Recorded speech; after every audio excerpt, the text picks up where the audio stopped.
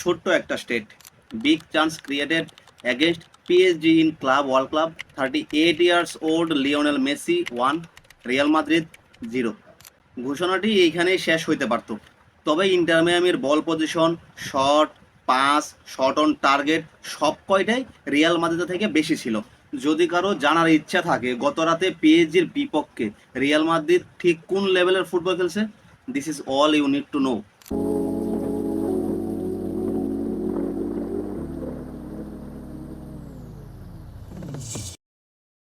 Modern football এখন pressing ছাড়া কিছু ভাবাই যায় না।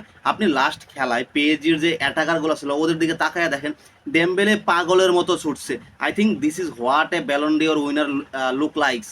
কাভারেজ খেলিয়ে বল পায় একদম ম্যাজিশিয়ান, ডিফেন্সে দৌড়ানোর কোনো কমতি ছিল না ওর।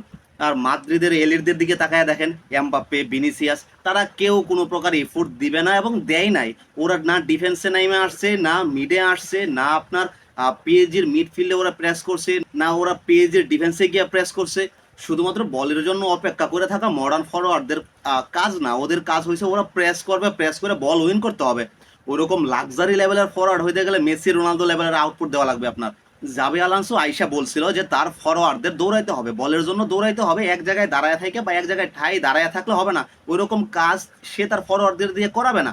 যদি কথা অনুযায়ী কাজ হয়ে থাকে তাহলে আলানসোর টিমে থাকার জন্য ওই ম্যাচটাতে মাত্র 2জন লোক যোগ্য ছিল, যে 2জন লোক পুরাপুরি দৌড়াইছে। বালবার্দে আর বেলিংহাম ছাড়া আর কারো work rate up to the mark ছিল না।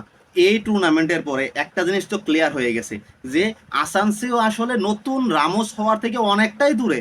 ওর ধারে কাছেও এখনো নাই, ওর ম্যাচুরিটি লেভেল অনেক কম। আমি ওই দিনও বলছিলাম যে মাদ্রিদের ডিফেন্সে সব থেকে বড় সমস্যা হবে অ্যান্টনিও রুদিগার এবং আসানসিও, কারণ রুদিগার না ফর্মে আছে এবং আসানসিওর সব থেকে বড় সমস্যা হয়েছে ওর ওভার কনফিডেন্স, মানে ওর ইমেচুরিটি। ও এখনো ওরকম পরিপক্ক হয় না যে কোন জায়গায় কোন ডিসিশন নেওয়া লাগবে, এবং এই ফলাফল মাদ্রিদে ভোগ করতে হয়েছে।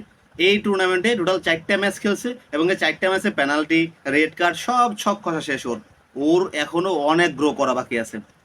অ্যান্তনিও রুদিগার এখন ডিক্লাইনে আছে পুরোপুরি। এখন মাদ্রিদের সিবি নিয়ে এখনো অনেক কাজ বাকি আছে। আর পিএসজির হাকিমি আর নুনু মেন্ডেস, এইরকম দুইটা সিবি একটা দলে থাকা মানে পুরোপুরি ক্রাইম। হাকিমি ওই দিন যে রানগুলো মেক করছে একদম তীরের মতো, এইগুলা সামলায় উঠতে পারে না রিয়াল মাদ্রিদ।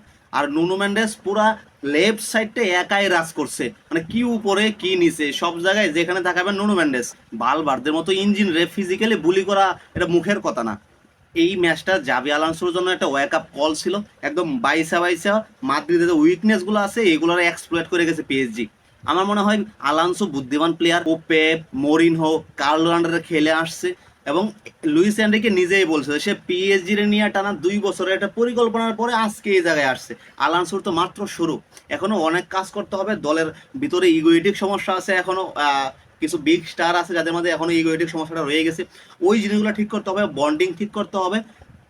আমি একটা কথা সবসময় বলি, চাইনিজ একটা লেখক ছিল, ওই লেখকের একটা কথা ছিল যে যে নেতা তার নিজের চিন্তা ভাবনারে দলীয় চিন্তা ভাবনায় রূপান্তরিত করে একই লক্ষ্যে কেন্দ্রীভূত করতে পারে সেই প্রকৃত নেতা।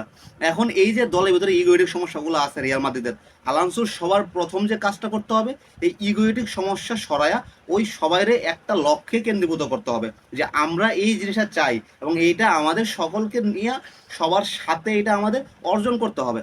এবং একটা কথা আছে যে আসলে নিজের নামটা জার্সির পিছনে লেখা থাকে এবং ক্লাবের লোগোটা সামনে লেখা থাকে, কারণ এইটা সবার আগে। সবাই এইটার জন্য খেলতে হবে না নিজস্ব অ্যাচিভমেন্ট অর্জন করার জন্য। তো আমরা রিয়াল মাদ্রিদের এই উইকনেস নিয়ে কথা বলার পরে আমরা পিএসজি স্ট্রেংথ নিয়ে কথা বললে এখন কথা বলার মধ্যে কিছুই নেই। পিএসজি জাস্ট এই সিজনটা একটা আতঙ্ক হয়ে কাটায় আসছে প্রত্যেকটা ফুটবলারের জন্য, প্রত্যেকটা ফুটবল কোচের জন্য। ওদের ট্যাকটিক্স, ওদের যে প্রেসিং, ওদের যে আসলে স্টাইল, খেলার স্টাইলটা ওটা আসলে সামলায় ওটা সম্ভব না। আপনি যখন দেখেন এক পাশে আপনার নুনো মেন্ডেস প্রেস করতেছে, প্লাস ওই পাশে আরেকটা অ্যাটাকার প্রেস করতেছে। এখন ওর যে মার্কারটা আছে ওই মার্কারটা আসলে কারে আপনার মার্ক করবে, সিবিরে নাকি অ্যাটাকারে?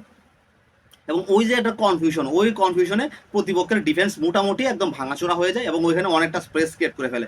এবং হাকিমি, নুনো মেন্ডেস ওরা দুইটা বিস্ট লেভেলের কাজ করতেছে। আপনি একদম ডিফেন্স থেকে অ্যাটাক পর্যন্ত, ডিফেন্সিভলি অফেন্সিভলি এতটা ভালো খেলা আসলেই ক্রাইম এটা।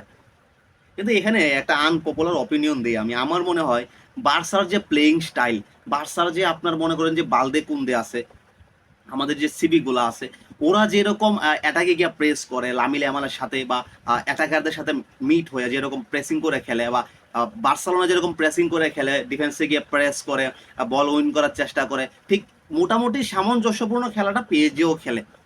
পিএসজি ও সিবিরা গিয়ে আপনার দেখা গেছে এটাকে হাল ধরতেছে, অ্যাটাক করতেছে, ঠিক তেমনি বার্সায় আমরা সেম একটা সিস্টেম দেখতে পারি।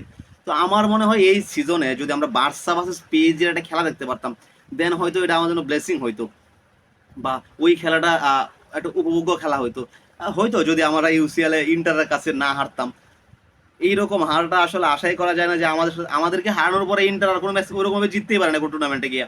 আপনি ওরা ক্লাব ওয়ার্ল্ড কাপ হারে গেছে, ইউসিএল হারে গেছে, তাও 5-0 ডিফারেন্সে হারছে।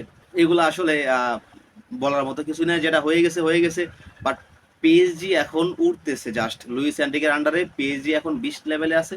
পিএসজি অন্য একটা পর্যায়ে চলে গেছে। তো এখন মোটামুটি সকল টুর্নামেন্টই শেষ, সামনে থেকে লিগ সিজন শুরু হয়ে যাচ্ছে। দেখা যাক এইবার লিগটা ঠিক কে কিভাবে শুরু করে, নতুন নতুন সাইনিং নিয়ে হিউজ পরিমাণ টাকা শেষ করে আমাদের বার্সেলোনায় নিকো উইলিয়ামসনের এত নাটকীয়তার পরে আমরা কয়েকটা সাইনিং করছি। দেখা যাক এইবার সিজন কিরকম শুরু হয়। এই পর্যন্ত দেখার জন্য ধন্যবাদ। আপনার মতামত আপনি আমাদের কমেন্টসে জানাতে পারেন, এবং যদি ভিডিওটা ইউটিউবে দেখে থাকেন তাহলে সাবস্ক্রাইব করতে পারেন, আর যদি ফেসবুকে দেখে থাকেন তাহলে ফলো করতে পারেন। ধন্যবাদ, ভালো থাকবেন, সুস্থ থাকবেন।